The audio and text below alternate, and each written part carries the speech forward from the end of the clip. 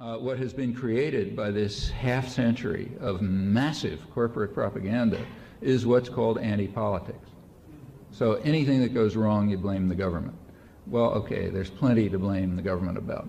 But the government is the one institution in which that people can change. It's the one institution you can affect by participation without institutional change, right? That's exactly why all the anger and fear is directed against the government. The government has a defect. It's potentially democratic. Corporations have no defect. They're pure tyrannies. So therefore you want to keep corporations invisible and focus all anger on the government. So you don't like something, your wages are going down, blame the government, not blame the guys in the Fortune 500, because you don't read the Fortune 500, thing. You just read what they tell you in the newspapers. So you don't read about the dazzling profits and the stupendous this and the wages going down and so on. All you know is that the bad government's doing something, so let's get mad at the government. It's obvious why big corporations who are fighting the everlasting battle for the minds of men would want that to be the picture you have. If the government is your enemy, and you can, let's say, when 83% of the population think the economic system is inherently unfair, that's supposed to mean they're angry at the government. If you can take that view, then those who run the private institutions are quite well off.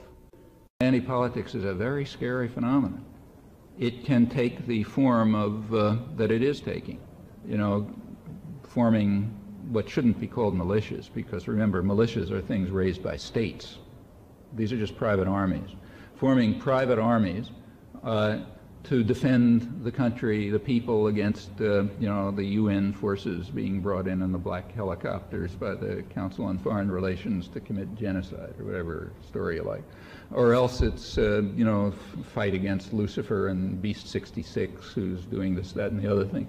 And that's what, if you take a look across the country, that's what people are worried about and fighting against.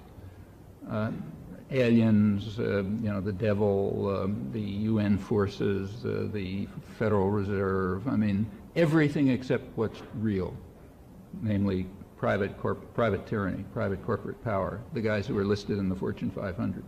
Well, that's an achievement. That's a propaganda achievement. And while the anger and the fear is real, and it's based on something, and you got to sympathize with it because it is real, when your wages have dropped 25% roughly in, say, 15 years, and your wife has to work and your kids can't eat and so on and so forth, and you have no future and everything's rotten, you have a lot to be angry about.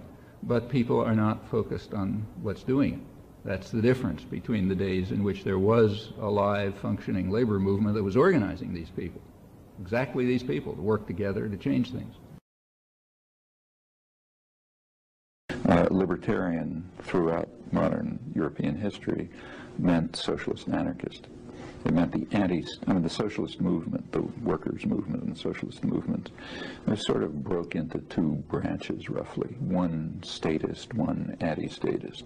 The statist branch led to Bolshevism and Lenin and Trotsky and so on.